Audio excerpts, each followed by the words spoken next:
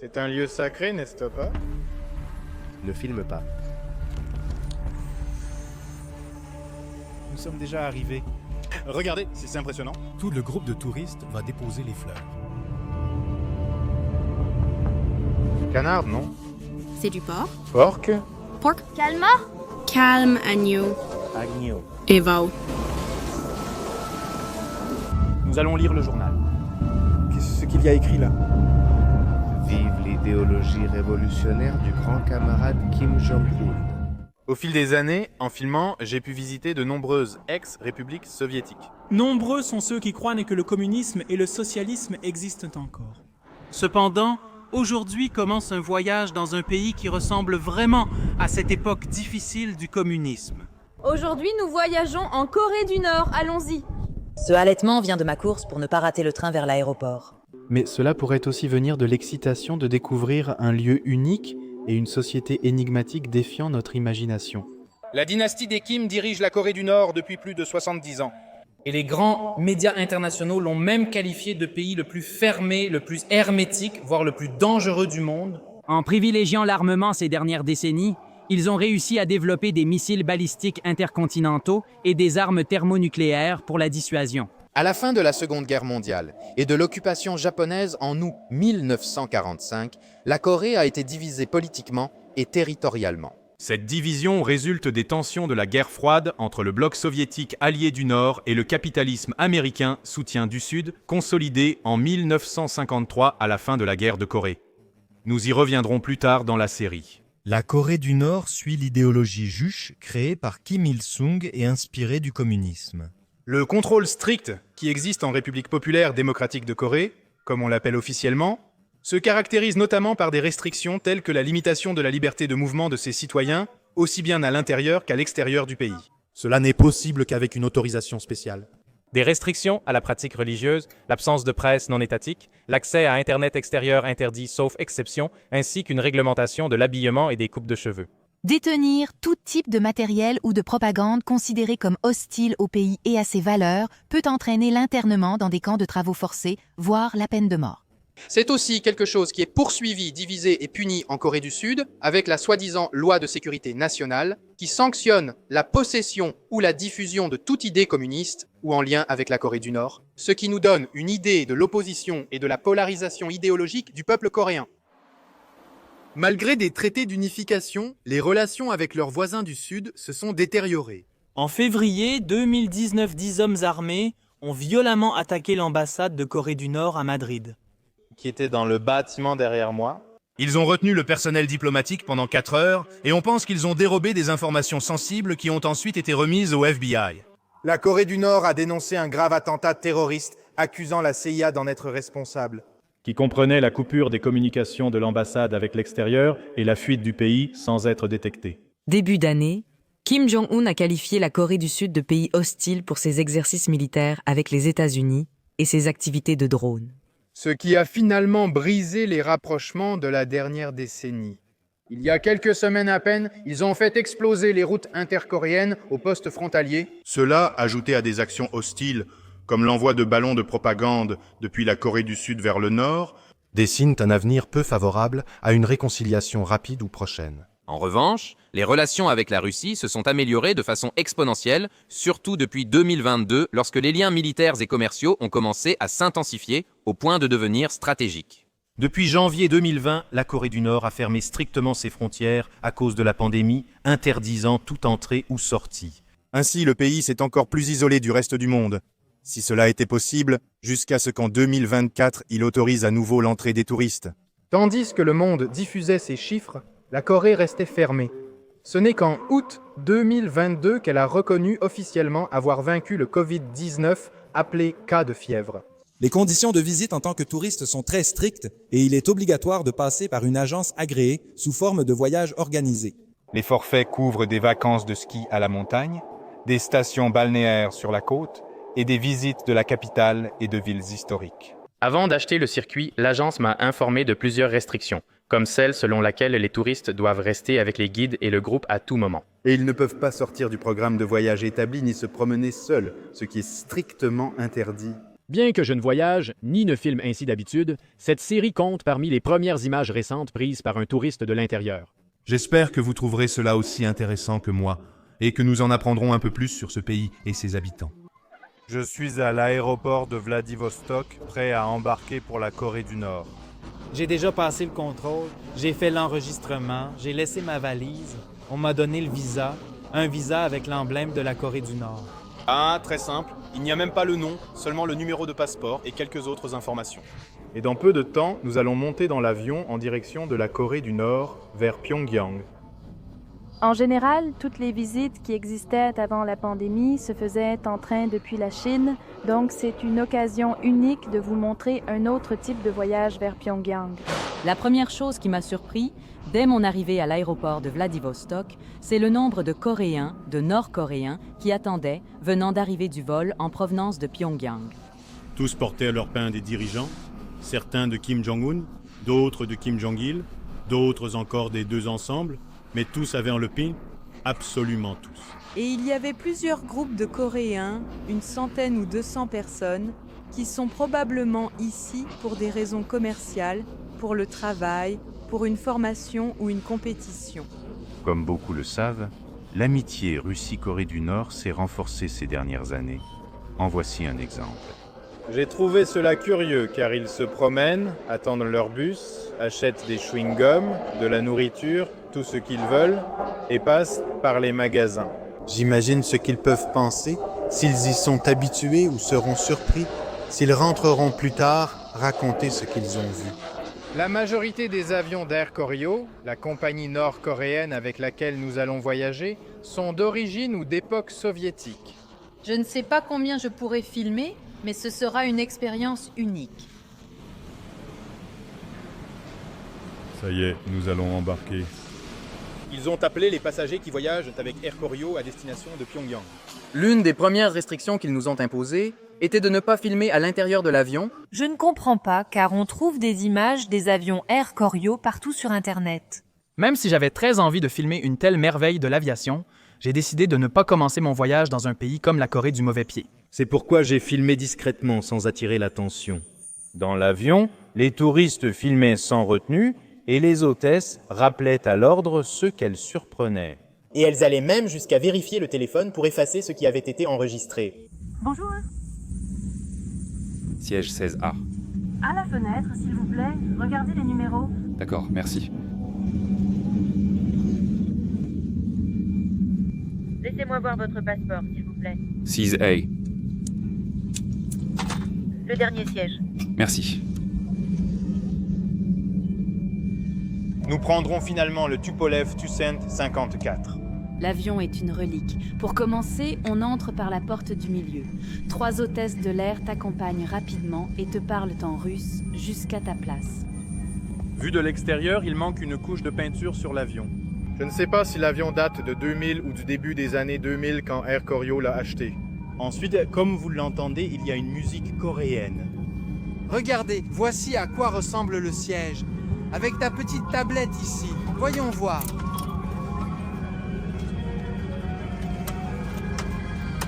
Pour accrocher ta veste ici. Attention, attention, mesdames et messieurs. Notre personnel vous souhaite la bienvenue à bord du vol JS 372 de la compagnie Air Koryo. La distance de vol est de 880 km avec une vitesse moyenne de 850 km/h. Pour la sécurité du vol, il est interdit aux passagers de fumer et d'utiliser des objets. Si quelqu'un a besoin d'aide pendant le vol, veuillez appuyer sur le bouton au-dessus de votre tête. Nous vous souhaitons un vol agréable et amusant. Nous nous alignons sur la piste de décollage en direction de Pyongyang. On y va! Quel vacarme! Tu vois comment le Tupolev chauffe ses moteurs? L'avion doit avoir au moins 30 ou 40 ans.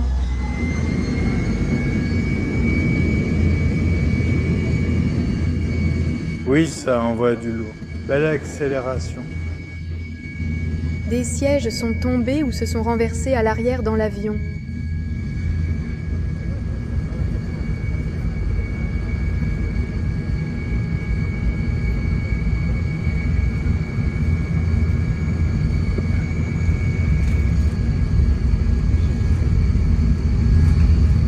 Allez, petit, on a déjà décollé. Un décollage assez horizontal, pas aussi vertical que celui des avions commerciaux d'aujourd'hui. Eh bien, et là vous avez un Antonov, si je ne me trompe pas, russe. Belle vue sur la périphérie de Vladivostok.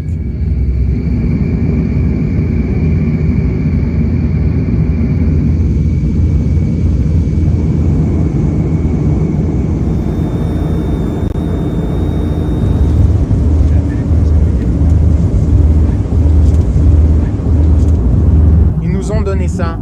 Un petit hamburger, on dirait un sandwich. Voyons ce que c'est. C'est un hamburger à l'occidental, tout simplement.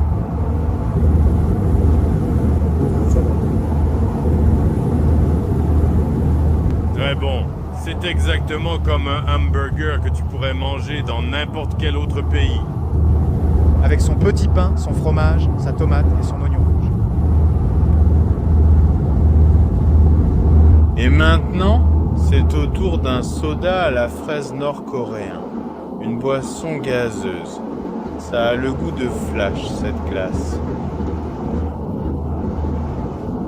Le polo qu'on a en Espagne, c'est la même chose. On va lire le journal. En général, ils parlent dans les premières pages de projets de construction, mais après, vous avez aussi des pages comme celle-ci. Cascade. Vous pouvez même en savoir sur la Premier League. Ici, il est écrit « La Premier League avec des résultats imprévisibles ». C'est le basket coréen. Vous avez, bien sûr, des nouvelles des relations entre la Russie et la Corée, un événement historique dans le développement des relations d'amitié. Mais vous avez aussi ici une petite rubrique qui parle de la pollution mondiale et qui mentionne que le Fonds des Nations Unies pour l'enfance a réalisé une étude. Blablabla, quelques petites colonnes sur ce qui se passe dans le monde. Juliette, Russie, Iran, Allemagne. Ces journaux de bord sont le premier lien avec ce pays intrigant. Les hôtesses les distribuent et les nouvelles, variées, soulignent toujours le positif du pays et le négatif de l'extérieur. Ils évoquent autant des réunions avec le ministère de la Défense russe que l'inauguration de bus à Pyongyang. Jusqu'aux annonces de nouvelles affiches de propagande qui seront visibles dans les rues des villages et des villes. Elles sont imprimées en anglais pour les touristes et la plupart datées d'il y a quelques mois. Les hôtesses nous ont demandé de les traiter avec soin. Nous pouvions les garder, mais le portrait du dirigeant ne devait jamais être plié. On nous a aussi remis une fiche de migration à compléter avec nos informations personnelles et celles du voyage. Une feuille avec des questions sur les maladies contagieuses et le Covid, et une autre feuille qui a particulièrement attiré mon attention. Nous devions dresser une liste détaillée de tous nos appareils électroniques. Carte mémoire, appareil photo, batterie, téléphone, ordinateur, tablette. Tout devait être enregistré pour un contrôle ultérieur à l'arrivée à l'aéroport.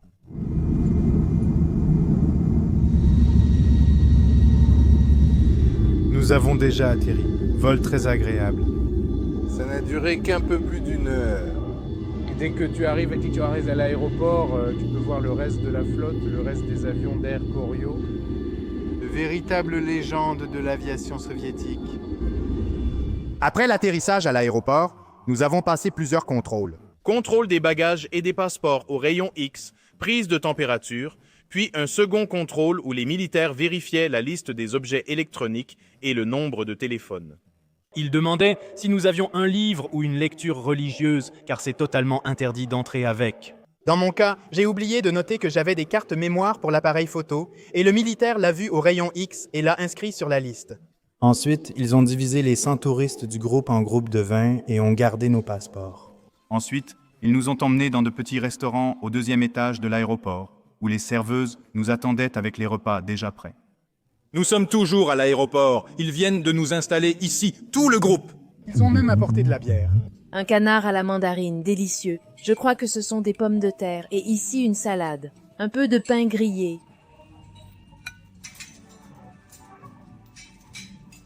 Une omelette coréenne aux pommes de terre, délicieuse. Et en plat principal, un petit poisson. On dirait un type de saumon ou de truite, avec un peu de citron.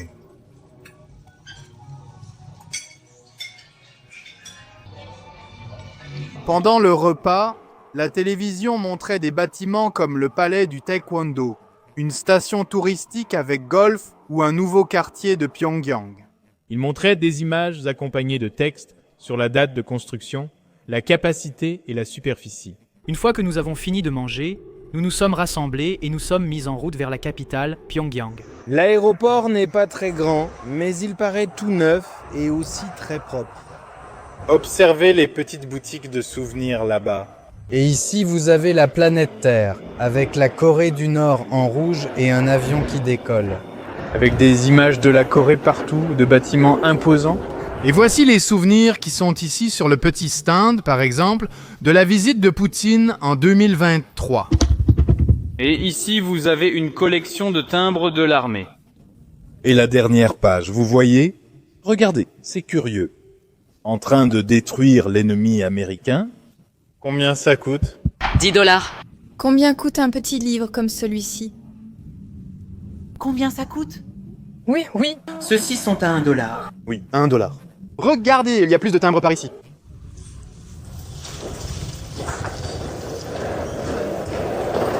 Notre groupe de 20 touristes était prêt à monter dans le bus pour débuter la visite de la capitale. Durant le voyage, 2 guides, l'un de l'agence touristique d'État et l'autre du gouvernement, nous accompagneraient en permanence. Notre chauffeur de bus et un caméraman qui montrait plus tard la vidéo. Résumé du voyage, dont j'ai déjà montré quelques images et qui vaut vraiment le détour.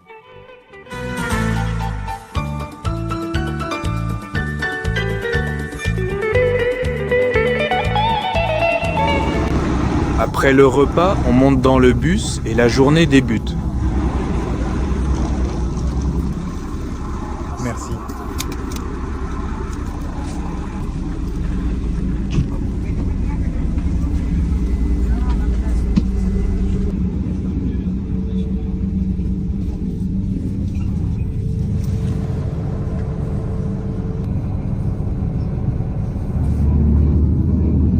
Et ensuite, on monte dans le bus de Yangtze. Il est permis de filmer en chemin, mais il y a quelques règles à suivre. Filmer les militaires et les postes militaires est strictement interdit. Vous serez toujours accompagné de 2 guides. Regardez ces petites maisons là-bas, couvertes d'herbe. Les toits, waouh, avec du maïs, le potager en plein milieu du bâtiment.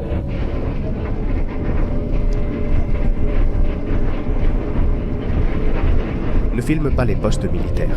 D'accord. Je ne l'ai pas filmé. D'accord. Observez les voies serrées. Ici, les locomotives roulent au diesel. Il y a beaucoup de vélos, n'est-ce pas? Oui, beaucoup de cyclistes. On voit plein de cyclistes sur la piste cyclable. En voilà un autre. Des pistes cyclables couvrent tout le pays. Vous voyez que nous roulons sur la route? Maintenant, au centre, et là, sur le côté, c'est pour la piste cyclable. Même avec des vélos électriques. Les pêcheurs qu'il y avait, ils mangent ce qu'ils pêchent ou ils le vendent au marché? Oui, ce qu'ils pêchent, ils le mangent. Pour manger? Regarde, c'est une nouvelle rue. La nouvelle rue? Elle s'appelle Chongmi. Chongmi. Chongmi signifie rue de la jeunesse. Ah, de la jeunesse. Cela veut dire la rue de la jeunesse. Voyez ces maisons neuves. Ils l'ont inaugurée cette année. Quel sacré appartement.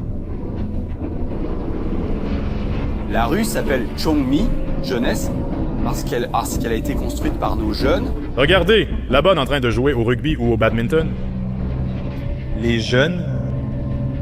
On voit beaucoup de monde dans les rues.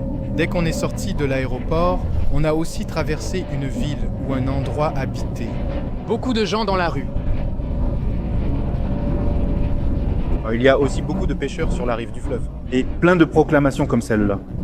D'après ce que nous dit le guide, celles qui sont à la campagne sont des proclamations du genre « Il faut produire plus de riz ». Et celles qui sont en ville, je ne sais pas. Regardez, combien de gens jouent une partie, les personnes âgées.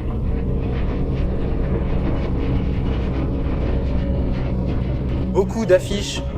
Et c'est pour cela que nous avons déjà construit 30 000 chambres.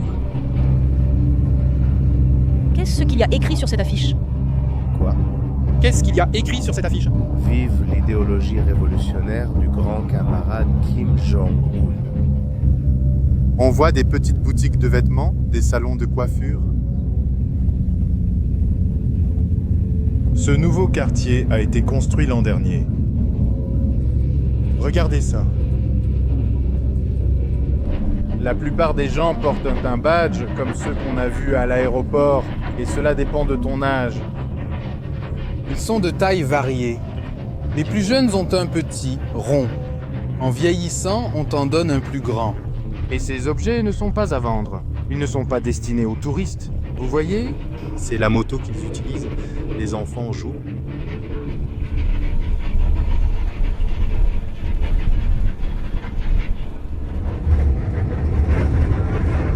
L'une des premières choses qui a le plus attiré mon attention, ce sont les pins ou les insignes que portait la grande majorité des Nord-Coréens. Des pilotes à ceux qui pêchent sur le fleuve.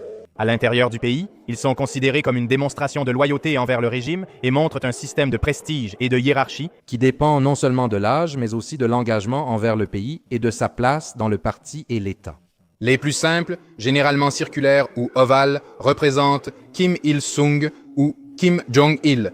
Avec le rang, ils apparaissent ensemble sur fond rouge, évoquant un drapeau.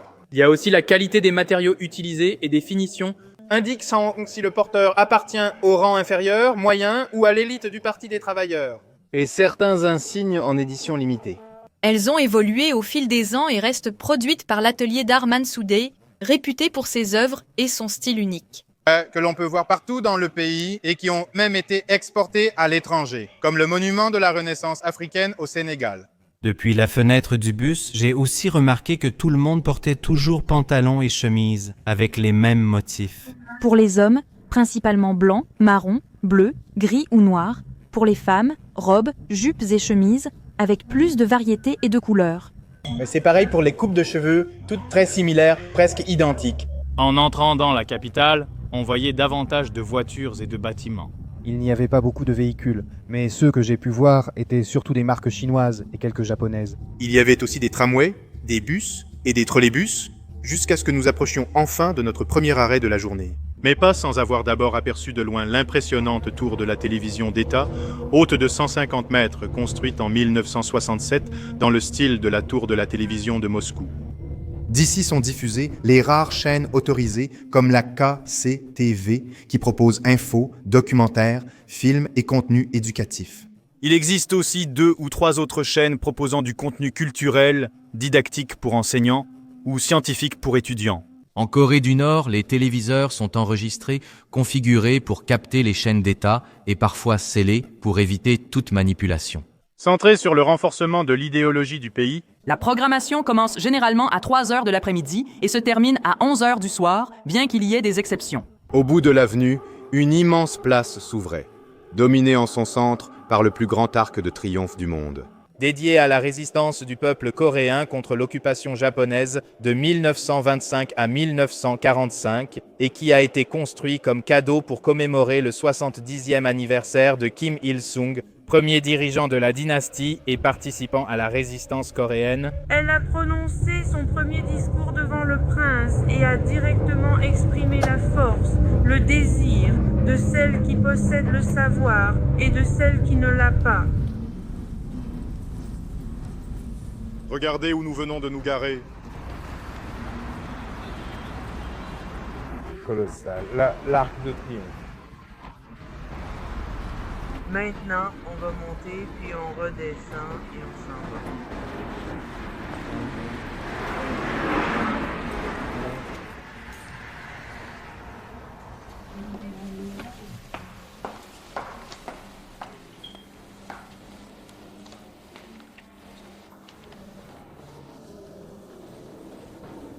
Waouh! Regardez la grande salle à l'intérieur de l'Arc de Triomphe. Nous sommes montés en ascenseur. Impressionnant. Avec la boutique de souvenirs, attraction touristique. Voyez ces grands fauteuils et canapés? Ici, à ma gauche, il y a des images de Kim Jong-un qu'on nous a dit de ne pas filmer. Les paysages, eux, peuvent être filmés. Il y a 4 images, une dans la neige, une autre applaudissant. Comme vous le voyez, Une décoration exquise, avec des marbres, des portes en bois toutes neuves et impeccables, et de très hauts plafonds. Maintenant, ils vont nous passer un film à la télévision qui va raconter l'histoire de l'Arc de Triomphe. Kim Il-sung a participé à la guerre contre le Japon et a joué un rôle fondamental dans la libération de la Corée.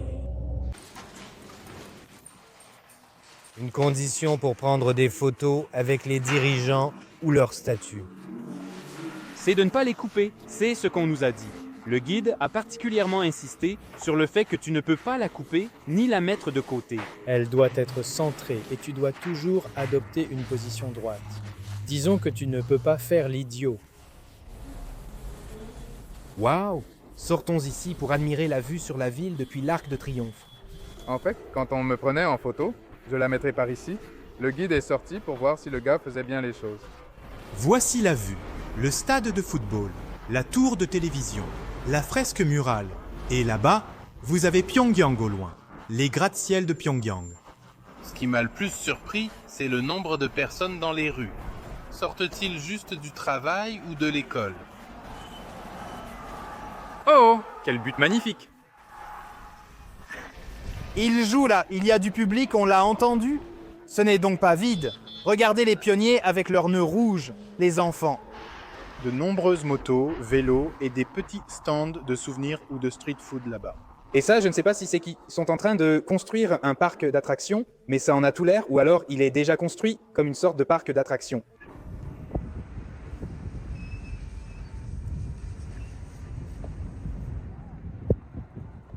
Je n'arrive toujours pas à croire que je sois ici. À Pyongyang, en Corée du Nord, c'est hallucinant. D'ici, on peut voir la station de métro, les grandes avenues, le terrain de football. On voit aussi ce qui ressemble à un cinéma ou un théâtre. Beaucoup de petits stands de nourriture, des personnes âgées en train de jouer à je ne sais quel jeu de cartes ou au domino.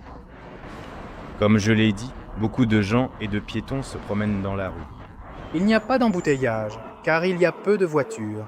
Dans une autre ville, les rues seraient pleines de bouchons. Ici, il n'y en a pas beaucoup, mais assez pour une circulation constante. On voit aussi au loin quelques usines qui dégagent de la fumée, comme vous pouvez le voir là-bas. Là-bas, les drapeaux de la Corée du Nord sur un autre monument. Et le gratte-ciel le plus célèbre, peut-être en forme de triangle, qui a été terminé il n'y a pas si longtemps. Premières impressions de Pyongyang. Qu'en pensez-vous? Moi, je ne l'imaginais pas ainsi. De nombreux immeubles résidentiels au centre et beaucoup d'agitation. On me l'avait toujours décrit comme vide, fantomatique, ou du moins c'est l'impression que j'avais. Mais pas du tout. Regardez. Les gens quittant le terrain de football. Oui, il y avait un événement. Je ne comprends pas son organisation. Il y a un terrain de football avec un match. Ils rentrent chez eux, puis des enfants reviendront de l'école. Des travailleurs. Quel genre d'horaire ont-ils pour qu'en plein milieu de la journée de travail, il y ait un match de football? Bien sûr, j'ai l'impression que leurs horaires ne ressemblent pas beaucoup à ceux que nous avons chez nous.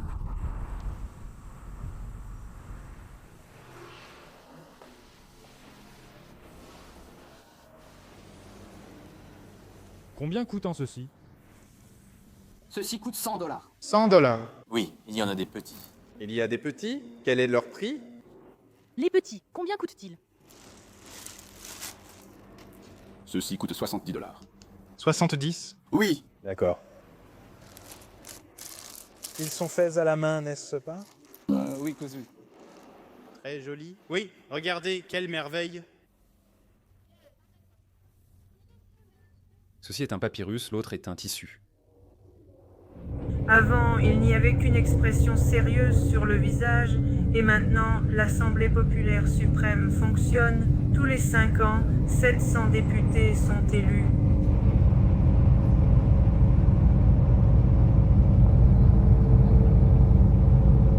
Les Italiens et les Japonais sont différents, alors que chez nous, les députés se ressemblent. À ton avis, pourquoi? Le bâtiment Les Députés Choco a été construit en 1982. Bâtiment Choco. Regardez, quelle jolie petite boutique de fleurs. Nous venons de faire un autre arrêt. Maintenant, en fait, nous allons devoir acheter des fleurs comme symbole de respect. Et jetez un coup d'œil au Palais de la Culture. C'est spectaculaire. Je ne l'avais jamais vu sur aucune photo. Je ne connaissais pas son existence. C'est un immense palais dédié à la culture où, selon ce que dit le guide, différentes matières sont enseignées. En réalité, c'est une bibliothèque. Mais elle sert aussi justement à assister à des cours. Regardez cette fontaine colorée qu'ils ont ici, juste en face du palais de la culture. Et là-bas, au fond du bâtiment, le gratte-ciel, le plus haut de tout Pyongyang, avec le drapeau flottant. Un écran géant couvre toute la façade vitrée. Ils nous ont laissé nous promener sur la place pour voir la fontaine. Vous pouvez voir les habitants aussi se reposer ici à la fontaine en face du palais de la culture. Et ici, une autre sculpture domine ces fontaines d'un blanc immaculé. Beaucoup de femmes.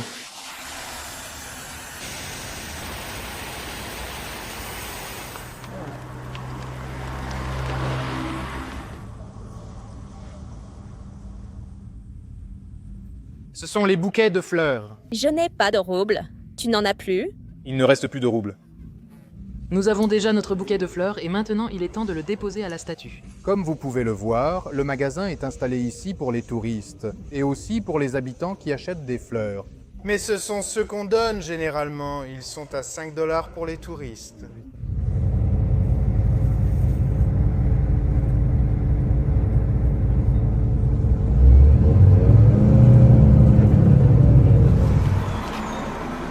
Nous sommes arrivés au prochain arrêt pour déposer les fleurs sur la statue en bronze. Ils nous ont fait descendre. Nous devons marcher environ 100 mètres jusqu'à l'endroit. Allez, on y va. C'est considéré comme un lieu sacré pour la culture nord-coréenne. Et beaucoup de gens viennent ici pour faire une sorte de pèlerinage. C'est un lieu sacré, n'est-ce pas? Ne filme pas. Nous sommes déjà arrivés. Regardez, c'est impressionnant.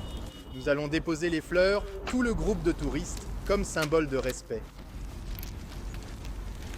Waouh! Il y a 2 types de gardes là-bas, mais ils sont habillés simplement, juste avec une chemise, de chaque côté.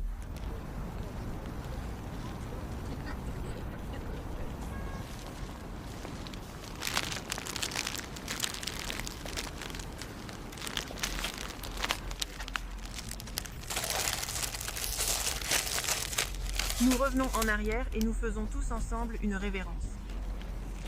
Eh bien, c'est l'un des monuments les plus importants ici, en Corée du Nord. À droite, la révolution socialiste et son triomphe, et ici, la révolution contre les Japonais. Après avoir déposé les fleurs, nous avons fait une révérence. Ceux sans fleurs restaient à l'arrière et ne pouvaient pas s'approcher. Regarde, et là, tu vois des habitants s'approcher pour déposer des fleurs. Le piédestal est rempli de fleurs. Situé au cœur de Pyongyang, le grand monument de la colline Mansu est un symbole emblématique de la dévotion nord-coréenne envers ses dirigeants. L'ensemble se compose de 2 statues en bronze de Kim Il-sung et Kim Jong-il, de 22 mètres, les montrant comme des figures héroïques et paternalistes. Inauguré en 1972, il ne présentait que Kim Il-sung, fondateur de la République populaire. En 2011, la statue de Kim Jong-il y a été ajoutée après sa mort. Une immense fresque du mont Paektu, lieu sacré nord-coréen, complète la composition. Bien plus qu'un monument, il exprime puissamment le récit historique et idéologique du pays. La sculpture. La lutte contre les Japonais symbolise la résistance révolutionnaire à l'occupation coloniale.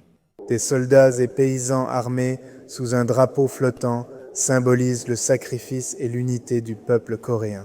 Sous Kim Il-sung, la sculpture du triomphe du socialisme célèbre la Nouvelle-Corée après l'indépendance. Ouvriers, paysans et soldats sont montrés triomphants, brandissant livres et outils, illustrant optimisme et progrès idéologique.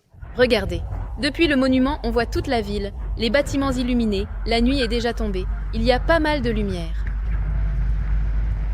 Et le monument qui est juste à côté, c'est un cheval qui porte en triomphe un ouvrier et une paysanne.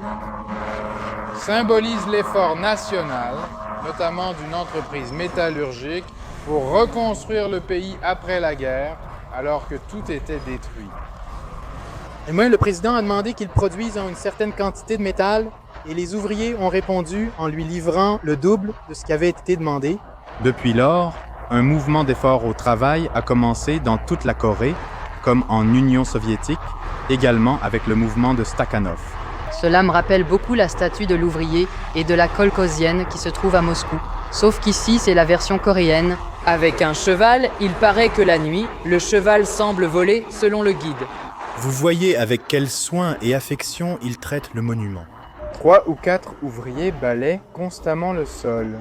Ils nous ont demandé, par respect, de prendre des photos lors de la visite de ce monument.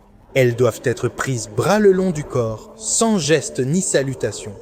Et ensuite, les photos doivent être prises de façon centrée et tu ne peux couper aucune partie de la statue.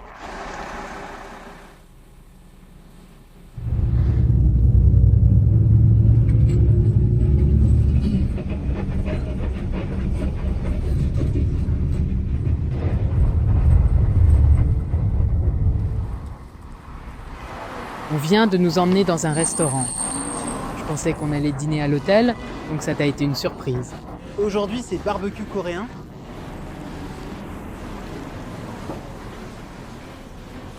Regardez, le petit chien qu'ils amènent, c'est sûrement la race nationale. Je l'ai vu à la télé du restaurant. C'est la race Pongsan. Oh Pongsan. Pongsan? Oui. Corée, n'est-ce pas? Oui, Pongsan de Corée. Pongsan de Corée. Oui, oui. Ça sent déjà le barbecue, ça sent déjà le charbon. Regardez, ils servent déjà la bière.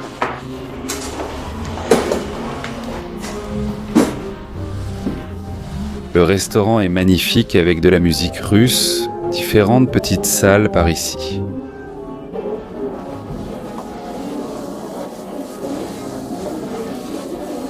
Même si la plupart, c'est nous, notre groupe de touristes. Regroupez-vous par 6. Ah, d'accord. Waouh, regardez-moi ça, merci. Waouh. Regardez, du bœuf, des calamars, du lard de porc, je crois que c'est du canard. Du canard, non? Canard. Du porc? Pork. Kalmar. Calmar, agneau. Agneau? Evo. Evo. Vous voyez toutes les petites sauces ici.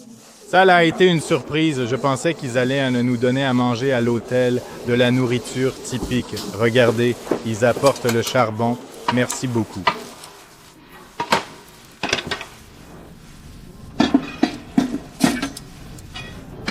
Ici, sur la plaque, on peut préparer tout ce qu'ils nous ont apporté. Quelles sont ces sauces? Pâte de soja, moutarde, ail moulu, sauce soja. Et ça? Ce sont des épices. Des épices, d'accord, merci. Souhaite-leur bon appétit de ma part. Bon appétit.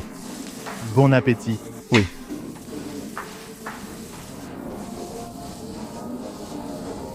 Nous sommes seuls dans le restaurant. Allons-y. Le groupe et les guides coréens l'ont entièrement réservé pour les touristes.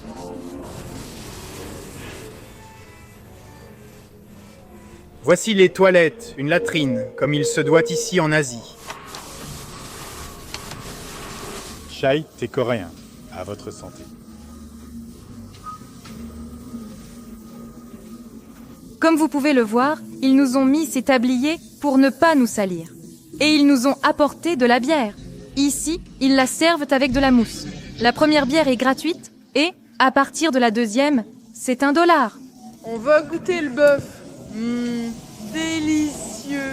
Un gros concombre avec de la pâte de soja. Le calamar. Bon appétit.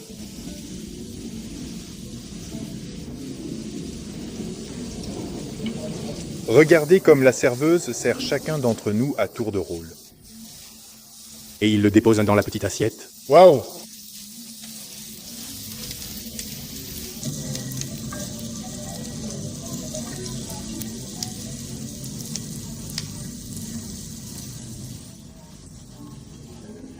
Si vous êtes célibataire, attention à ne pas tomber amoureux des hôtesses ou serveuses. Voici le canard. À votre santé. Et ceci, c'est du kimchi, typiquement coréen. On va goûter un peu de cuisine traditionnelle coréenne. C'est comme une salade aigre douce Très bon. Au revoir. Au revoir. Mais nous avons déjà quitté le restaurant. On nous a servi comme dernier plat des tagliatelles noires au sarrasin, avec du poulet aussi et du porc. Très bon, mais difficiles à mâcher. Et très épicé. Et maintenant, une promenade nocturne dans les rues de Pyongyang nous attend.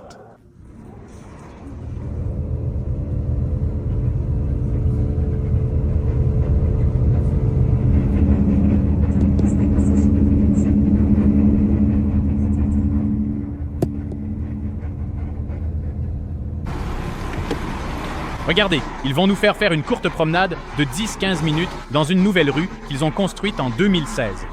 Cet immeuble résidentiel est le plus haut de cette rue. Il fait 53 étages, c'est ce que le guide a dit. Mais regardez le reste. Avec le symbole de l'énergie atomique. Curieux, on voit déjà les gens aller se coucher. Il est près de 10 heures du soir. Les lumières des appartements s'allument. Il y a moins de monde qu'avant. Les magasins ferment aussi. Et le guide m'a dit que demain, ils ouvrent à 9 heures. Allez, on y va.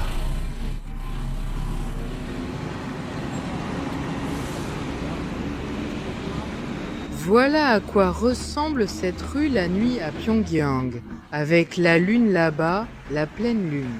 Oh, un taxi, hein? Et quelques jeunes qui se promènent. Vous l'avez vu aussi? L'étoile. Une étoile filante vient de passer par là, pendant que je disais qu'il y avait des jeunes qui allaient rentrer chez eux maintenant. Avec le petit bébé dans les bras et beaucoup de bâtiments avec des enseignes rouges lumineuses. Vous voulez voir un panneau stop coréen? Voilà, vous l'avez, que des lettres coréennes, pas d'anglais. Ou je perds le groupe. On doit rester tout le temps avec le groupe. Cela dit, vous le saurez sûrement grâce à d'autres vidéos d'autres personnes. Cette rue est très bien éclairée. Des lampadaires, c'est curieux, non? Un type de lampadaire avec des petites lanternes en bas et des lampadaires normaux en haut et les lignes de trolleybus, comme celui qui passe là-bas au fond.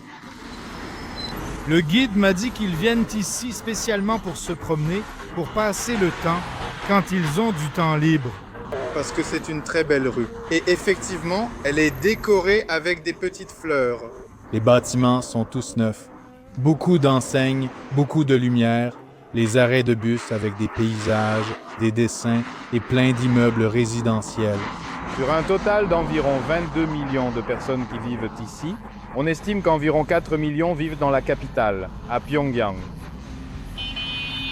Oh, il y a un vélo qui passe en klaxonnant. D'accord.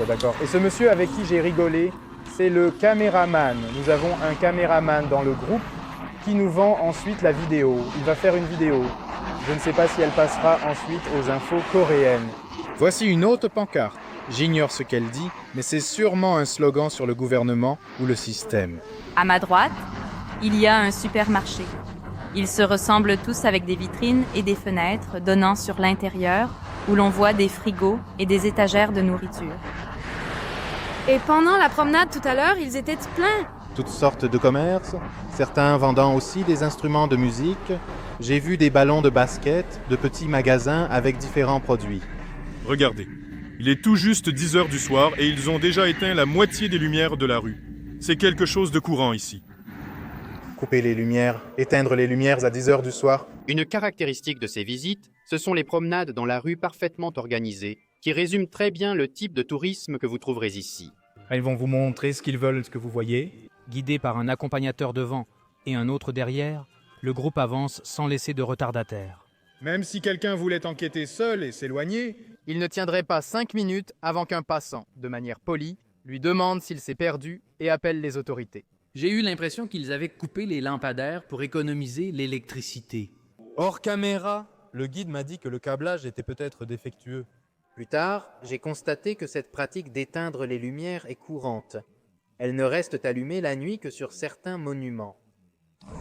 Voilà, c'était toute la promenade. Environ 300-400 mètres et retour dans le bus.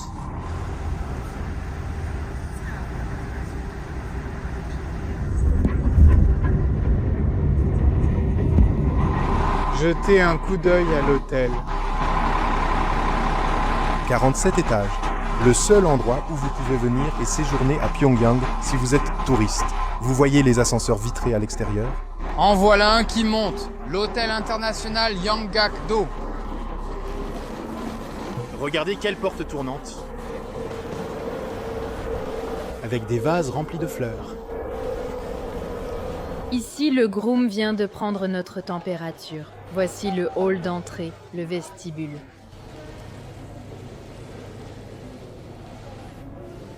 Là, vous avez quelques boutiques de souvenirs, un bar et un petit salon d'attente ici avec des fauteuils pour s'asseoir. Près des fauteuils, les guides gardent nos passeports pris à l'aéroport. Je ne l'avais pas précisé et j'ignore quand ils nous seront rendus. Je pense que ce sera en rentrant à la maison. Voici la réception.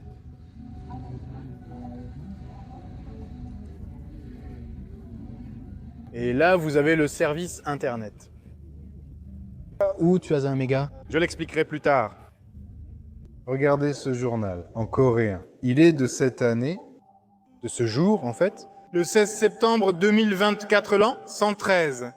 Le culte du leader est tel qu'en 1997, 3 ans après la mort de Kim Il-sung, un nouveau calendrier fut instauré. Un calendrier mêlant coréen et grégorien débutant à sa naissance, 1912 étant l'an 1 de l'ère Juche. L'hôtel Janggak-do, au centre de l'île Janggak sur la rivière Taedong, a été construit entre 1986 et 1992, puis rénové en 1996. En Corée, les hôtels sont classés en 3 catégories, spéciale, première et seconde, au lieu du système d'étoiles.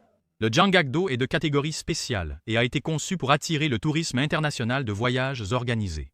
Il propose notamment un bowling, une piscine, des bains, un sauna, des billards, un casino et plusieurs restaurants, dont un tournant au dernier étage. L'hôtel baigne aussi dans le mystère, notamment avec son célèbre 5e étage, réservé, dit-on, à des activités du gouvernement nord-coréen.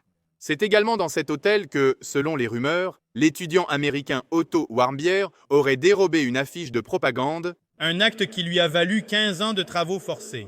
Il est mort après avoir été libéré dans le coma, 1 an après sa capture. Sauf le 5e étage et quelques autres. Les touristes avions la liberté de nous déplacer dans l'hôtel, bien que la sortie à l'extérieur, au-delà du parking, soit interdite et constamment surveillée. Dans une autre vidéo sur la chaîne secondaire, je détaille les installations et l'histoire de l'hôtel. Enfin, il existait une connexion Internet extérieure à l'hôtel pour les touristes, moyennant paiement. Le système le plus basique imposait de payer environ 3 $ pour envoyer jusqu'à 100 mégaoctets par email. L'autre système, utilisé par tous, permettait de se connecter au réseau de l'hôtel pour 1,70 $ chaque 10 minutes, géré à la réception par une employée. Et même si cela paraît incroyable, tu pouvais te connecter à tous les réseaux sociaux que tu voulais, et ça fonctionnait parfaitement. C'est-à-dire qu'il n'y avait aucune forme de censure pour le touriste. Et il n'était même pas nécessaire d'utiliser un VPN, même s'il surveille sûrement ce que tu fais et ce que tu ne fais pas.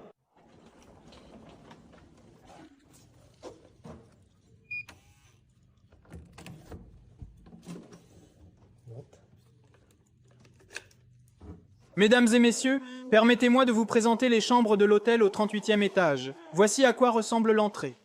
Voici la salle de bain, je vous la montre. La première chose qui attire l'attention, ce sont les masques en cas d'incendie.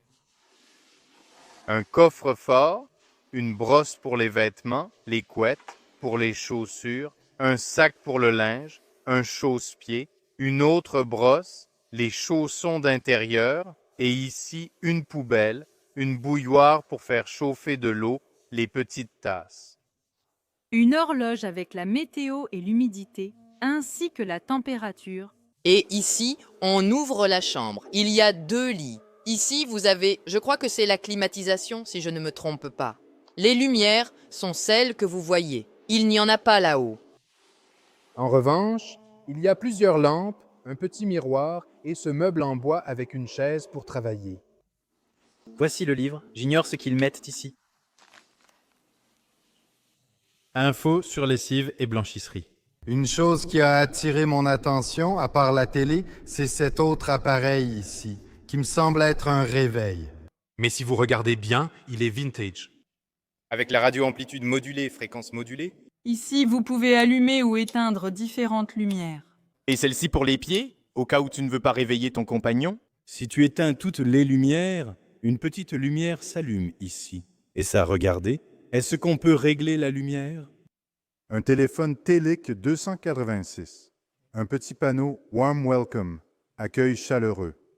Et puis, si vous regardez ici derrière, plein de câbles, ce truc a plein de câbles. Et on va voir ce qu'il y a à la télé coréenne.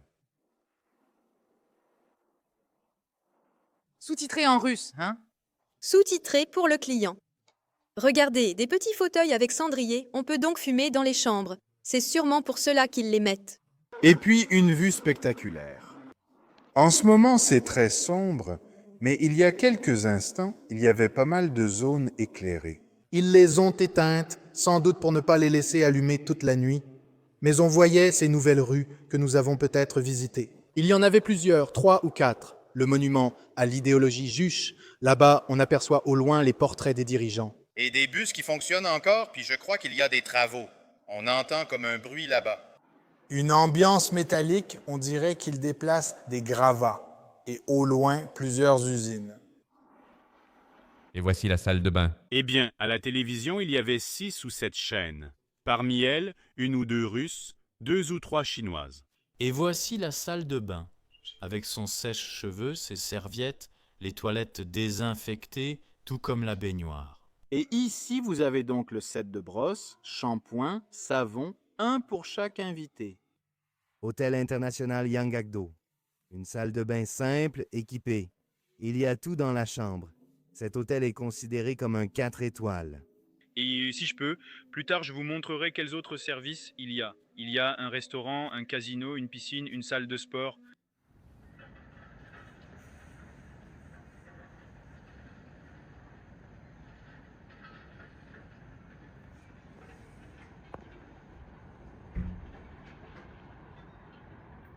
Mon compagnon dort déjà. Alors je vais faire pareil. On se voit demain pour une nouvelle journée. Bonne nuit, merci beaucoup.